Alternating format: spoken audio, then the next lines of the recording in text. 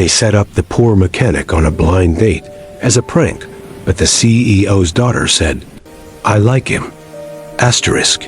The rain fell in cold silver sheets over the glass doors of the downtown cafe, blurring the city lights into trembling stars. Inside, laughter burst too loud for the space it filled. At the corner table, 3 sharply dressed young men leaned in close, their voices buzzing with cruel excitement as they watched the entrance like hunters waiting for prey. One of them lifted his phone and smirked. "He's coming," he whispered, eyes glittering.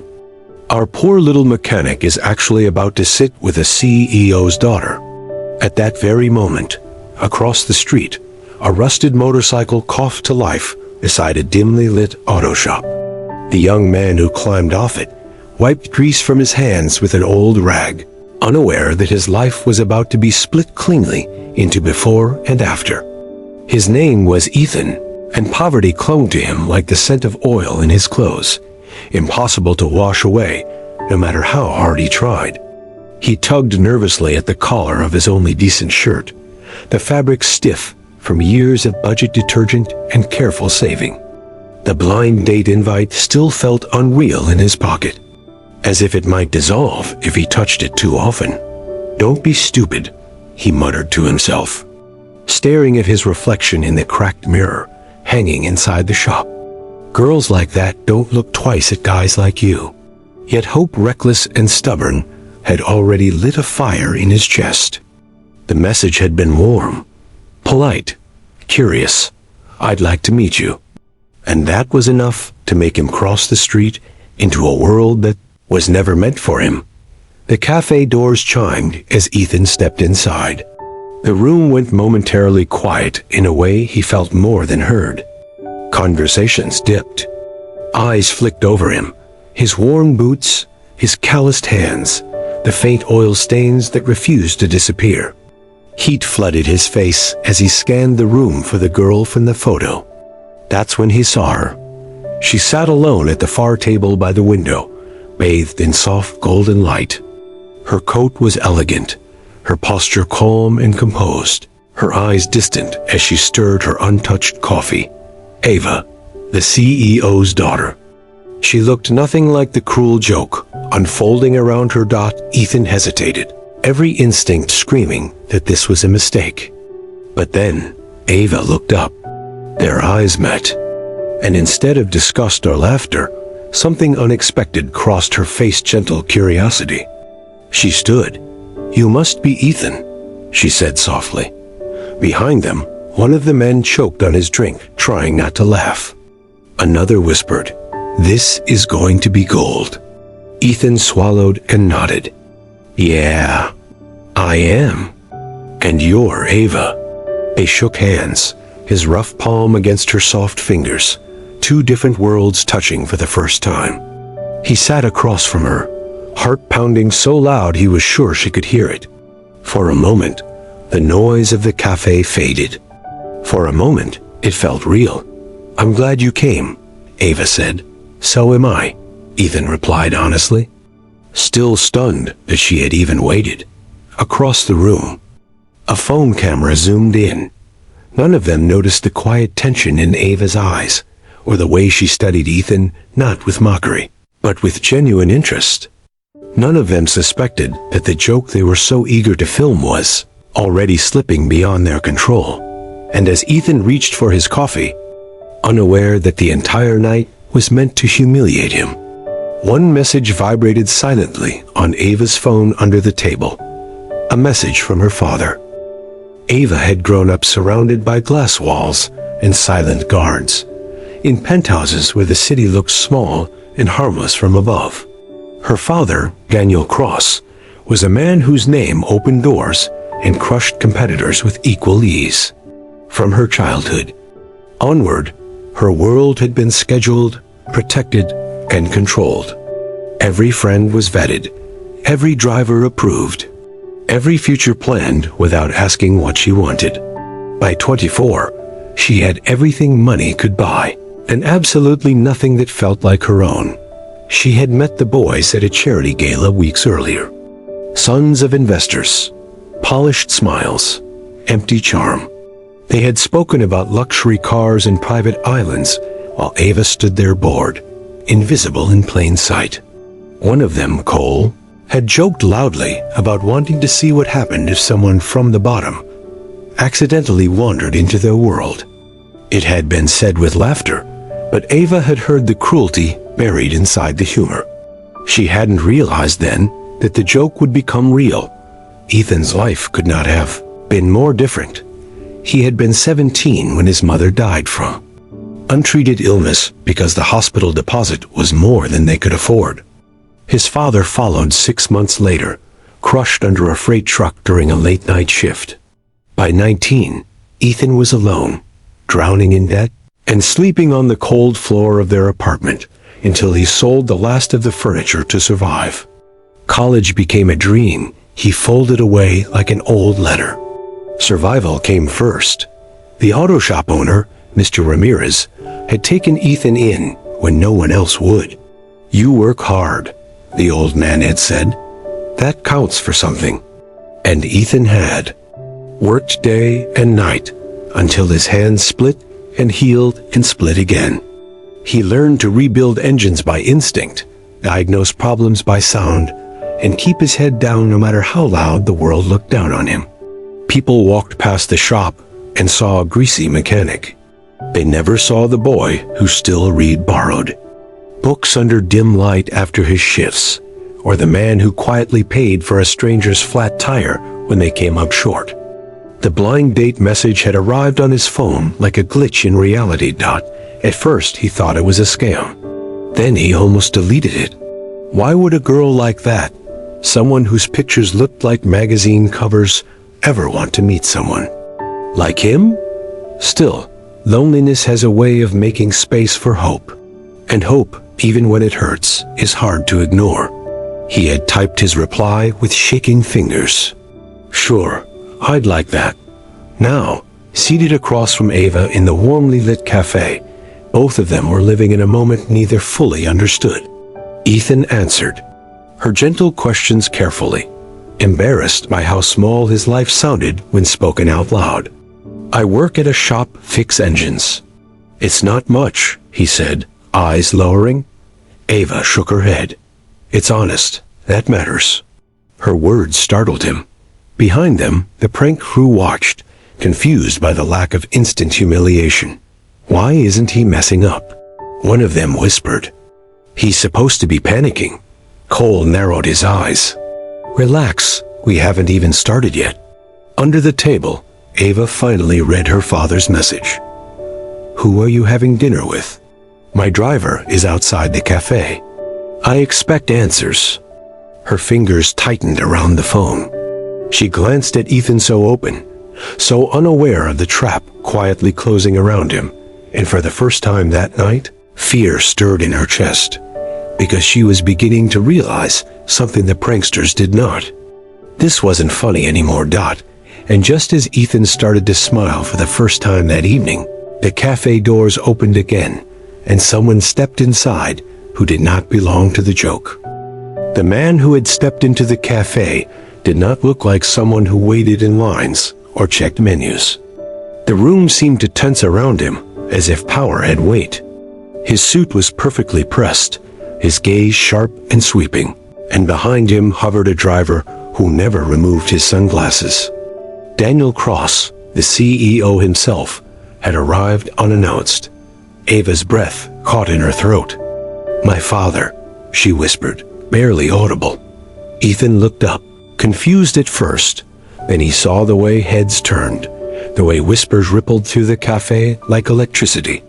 He followed their gaze and suddenly felt very small. The man's eyes locked onto their table instantly, not with curiosity, but with suspicion. Daniel walked over slowly, each step controlled.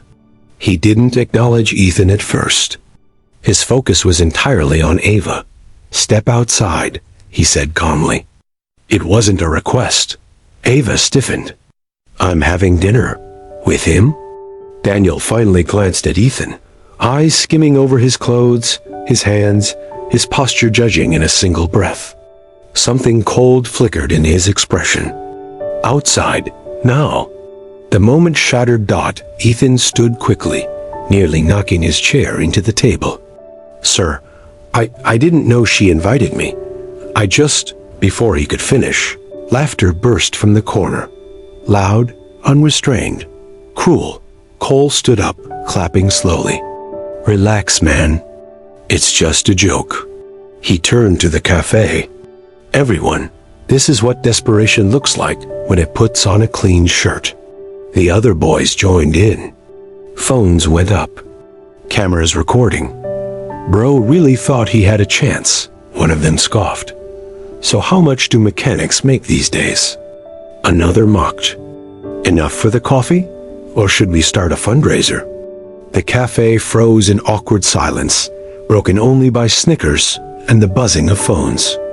Ethan felt the heat drain from his face, replaced by something worse: numbness. His eyes searched for Ava's. She had stood up now, shaking. "This wasn't supposed to happen like this," she said, her voice breaking. "You promised it was harmless." Cole waved her off. "Relax, it's just a prank. He'll survive." Ethan's hands trembled at his sides. His throat refused to work. All the old memories came rushing back: the sneers, the landlord's pity, the relatives who stopped returning his calls once the money ran out. He had walked into the cafe hoping, just once, not to be that poor kid again. And now the internet was watching it happen live. Daniel Cross finally spoke. "This ends now." His tone wasn't kind, it was embarrassed. "You," he said to Ethan without using his name, "leave." The word hit harder than any insult. Ethan nodded once, stiffly. He reached for his jacket, but Ava caught his sleeve. "I'm sorry," she whispered. "I didn't know they'd go this far." He didn't answer. He was afraid that if he spoke, the pressure in his chest would spill out in front of everyone. He turned toward the door as the laughter followed him like thrown stones. The night air slapped against his face when he stepped outside, rain soaking his hair in seconds. He walked blindly down the sidewalk, each step heavier than the last, unaware that thousands of viewers were already watching his humiliation on their screens. Inside the cafe, Ava stood frozen, staring at the empty chair. Across from her, and that was when her father said the sentence that would change everything. "Don't ever bring shame like that to this family again." Ava looked up. Slowly, something in her eyes hardened. The rain had turned heavier by the time Ethan reached the narrow alley behind the auto shop. Water dripped from the edge of the tin roof like a slow, mocking applause. His motorcycle waited where he had left it, silent and splattered with mud. For a long moment, he didn't move. He simply stood there under the rain, shoulders slumped, eyes empty. As the sounds of the cafe replayed in his head, the laughter, the clapping, the word leave spoken like a verdict, he sank onto an overturned crate and finally let his breath shake loose. He hadn't cried when his parents died. He hadn't cried when the landlord threw his boxes into the street. But now, in the dark behind an oil-stained shop, tears mixed freely with rain on his face. "I should have known," he whispered to no one. "I should have known better." Across the city, inside a chauffeured car that smelled faintly of leather and cold ambition, Ava sat rigidly beside her father. The silence between them was thick with unspoken judgment.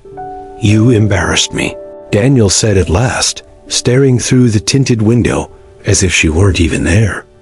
"Do you have any idea what those boys' parents will say? What the board will think?" "I don't care about the board," Ava replied, her voice trembling with held-back emotion. "You didn't even see what they did to him." Daniel scoffed. "Him? That boy knew exactly what he was doing. People like that are always looking for shortcuts into a life they didn't earn." Ava flinched as if struck. "You don't know anything about his life." "I know enough," her father snapped. "And you will forget him." But Ava couldn't forget the look on Ethan's face when the laughter erupted. She couldn't forget how his hands had trembled, how he hadn't tried to defend himself, how he had simply folded inward. For the first time in her life, she had witnessed cruelty without the safety of glass between her and it. That night, Ethan lay awake on his thin mattress, the glow of his phone lighting the cracked ceiling above him. The video was everywhere now.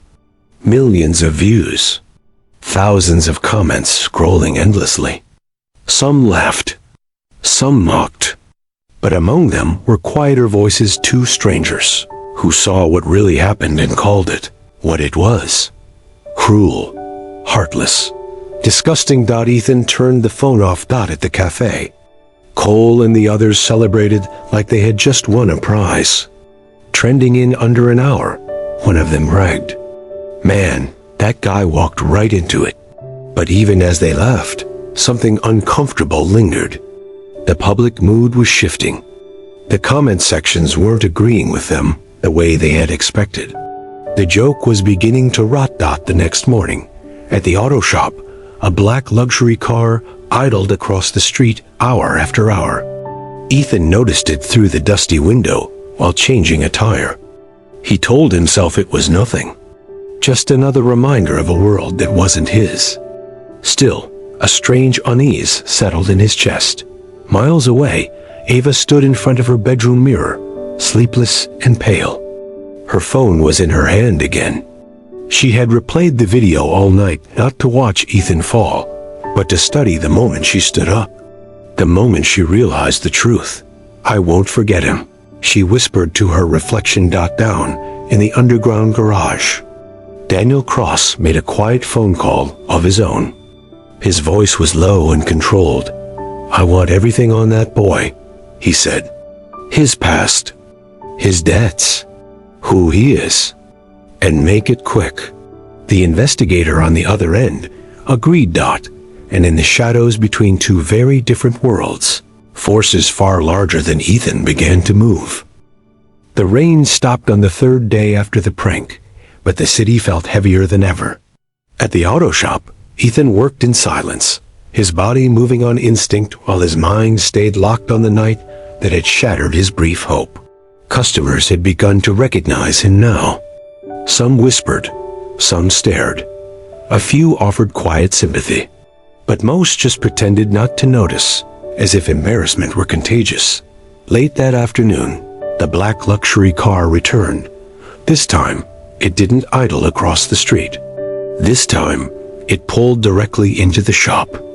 Ethan froze beneath the chassis of a half-repaired sedan as polished shoes stepped into his line of sight. He slid out from under the car slowly, wiping his hands on a rag that was already black with grease. When he stood, he found himself face to face with Daniel Cross. For a long moment, neither spoke. "You," Daniel said at last. There was no anger in his voice now, only calculation. Ethan straightened his shoulders. "If you're here to tell me to stay away from your daughter, I already am." Daniel studied him carefully, as if seeing him for the first time. "That's not why I'm here." Inside the car, a thin folder rested on the seat. Inside that folder was everything: hospital records, death certificates, debt notices, and one detail that froze Daniel's blood when he saw it. The name of the freight company that had killed Ethan's father. A subsidiary of Cross Industries. The investigator had dug deeper. The truck that crushed Ethan's father had faulty brakes. The maintenance logs had been falsified. The case had been buried quickly with hush money. And the boy left behind had never known who was truly responsible. Daniel had built his empire on acquisitions, corners cut clean and quiet.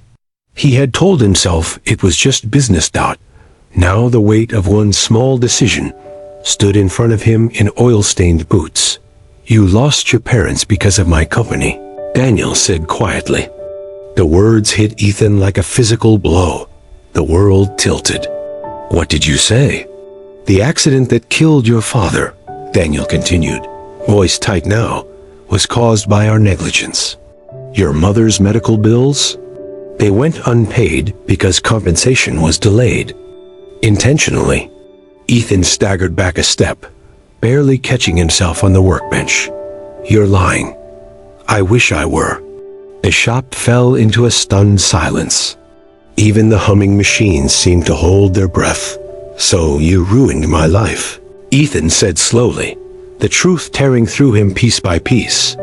Then your friends humiliated me for entertainment. And you came here to... what? Apologize? Daniel didn't answer immediately. His eyes flicked to the mechanics, pretending not to listen. I came to offer repayment. Quietly. A settlement. More money than you've ever seen. Ethan laughed, but there was no humor in it. You think money fixes this? No, Daniel admitted, but it controls damage. Ethan's hands trembled again, this time with rage. Get out. Daniel hesitated. Then, reluctantly, he nodded and turned toward the door. From the sidewalk across the street, Ava saw everything. She had followed her father. She stood frozen as Ethan's voice cut through the open bay door, raw and broken. You didn't just destroy my parents, he shouted. You destroyed the only life I ever had left. Ava's chest tightened as the truth slammed into place. Her father had never just been protecting her reputation. He had been hiding a crime dot, and now the one person she cared about was standing in the wreckage of it. Inside the car, Daniel turned the key and made one final, dangerous decision. If the boy speaks, he said into his phone, we erase him from the narrative. Ava heard every word. Ava didn't remember opening the car door. She only remembered the sound of her father's final words, repeating inside her skull. We erase him from the narrative until they no longer sounded like strategy, but like a death sentence. She stumbled backward from the car, breath breaking apart in her chest, watching as it pulled away from the curb and disappeared into traffic like nothing had happened. Inside the shop, Ethan stood alone in the echo, left behind by Daniel Cross. The truth had torn something open inside him that could never be closed again. All those years of grinding loss, all the questions with no answers, suddenly they had a face, a name. A company logo on a truck that had crushed his father into the pavement and buried. Just as under paperwork and money dot, his phone vibrated in his pocket. Dot unknown number. You should have taken the money. This won't end well for you. The message sent ice through his veins. Dot by nightfall, the threats became less subtle. A shadowed figure lingered on his street corner too long. A brick shattered the auto shop's front window hours after closing. Mr. Ramirez found the note taped to the door at dawn. Tell your boy to learn when to stay quiet. Fear spread through the shop like oil on water. You leave town for a while. Mr. Ramirez urged, eyes heavy with worry. Just until this blows over. I'm done running, Ethan replied. But even as he said it, he could feel the danger tightening. Across the city, Ava was fighting a war inside a house of glass and steel. She confronted her father in his office, her voice shaking with fury. You killed his parents and married it, she said. Then you let him be humiliated for entertainment. And now you're trying to silence him. Daniel didn't deny it. He simply closed his laptop slowly. You don't understand how the world works. I understand perfectly, Ava said. You're afraid? Daniel's eyes hardened. This scandal would destroy everything I built. Ava stepped closer, tears burning. Then maybe it deserves to be destroyed. That night, Ava made her choice. She broke into the locked files she'd been forbidden from touching her entire life. Contract payments, legal settlements, accident reports altered with digital fingerprints that traced straight back to Cross Industries. She downloaded everything, copied it twice, then a third time. Her hands trembled as she sent anonymous packets to investigative journalists, federal regulators, and one final destination she stared at for a long, terrifying moment before sending Ethan at 2 in the morning. His phone lit up with a flood of documents that answered every question and proved every crime. His knees gave out as he scrolled. The truth was heavier than any engine he had ever lifted. Another message followed. Unknown contact. They're coming for you. Leave now or go public immediately. There's no middle anymore. Outside his apartment, an engine idled. Black. Silent. Watching. Ethan grabbed his jacket and the flash drive he had just downloaded everything onto. He hesitated at the door, knowing that once he stepped outside, there would be no turning back, only forward into consequence, exposure, and danger that money usually erased without a sound. Somewhere across the city, Ava sat shaking in darkness, waiting to see if courage could outrun power. Ethan opened the door. And the black car's headlights snapped on. The headlights burned into Ethan's eyes as the black car surged forward. Instinct yanked him sideways, just as tires shrieked against pavement, missing him by inches. He hit the ground hard, pain exploding through his shoulder, but he didn't stay down. He ran not blindly this time, but with purpose. He ducked through alleys, over trash-strewn fences, breath ripping from his chest. The flash drive clutched in his fist like his last heartbeat. By dawn, the truth went public. What began as a prank video was swallowed whole by something far darker. Screens across the country filled with headlines. Cross Industries exposed, fatal cover-up. CEO under federal investigation. The documents Ava leaked ignited like gasoline. Whistleblowers followed. Former employees stepped forward. The freight company, the falsified logs, the hush money trails. Every secret Daniel Cross had buried climbed back into the light. Agents arrived at the cross. A state before noon. Ava stood at the top of the marble stairs as her father was escorted out in handcuffs, his power stripped down to a trembling man in a tailored suit. For the first time in her life, fear didn't live beside control, it replaced it. As Daniel passed her, their eyes met. There was no anger left in hers, only truth. You erased him, Ava said quietly, and still, he defeated you. Daniel said nothing. Across the city, Ethan watched the news from the auto shop office, hands shaking, tears streaming freely down his face, as his father's name was finally spoken with justice instead of silence. Mr. Ramirez stood beside him, one firm hand on his shoulder. Your parents didn't die in the dark anymore, son, he said softly. The whole world sees. By evening, Ava stood at the shop doorway again. This time, no luxury car waited outside, no guards. Only a young woman with red eyes and a heart finally standing on its own. I didn't know if you'd want to see me, she said. Ethan looked at her for a long moment. Then he opened his arms. They didn't speak as they held each other. They didn't need to. Weeks passed. Daniel Cross was charged. The investors vanished. The empire collapsed in public. The boys who orchestrated the prank disappeared from relevance just as quickly as they had chased it. The internet moved on, but not before making the truth unforgettable. Ethan received compensation, more money than he'd ever imagined.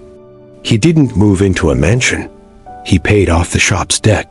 He funded scholarships for working-class kids who dreamed past their circumstances. And on a quiet corner of the city, he opened a medical clinic in his mother's name. Ava stayed. She took no inheritance, no board seat, only a notebook and a life she chose for herself. She volunteered at the clinic. She learned engines at the shop. She learned what it meant to sweat for something, to earn something, to love without power attached to it. On a warm evening months later, Ethan and Ava sat outside the shop as the sky deepened into gold and violet. The world didn't feel divided into rich and poor anymore, just human and human. I liked you even before I knew the truth, Ava said softly. Ethan smiled. So did I, even when I thought I didn't belong in your world. She took his hand. You didn't need my world. You built your own. And in the end, The prank meant to destroy a poor mechanic became the fire that burned an empire down and lit a future no one could ever erase again.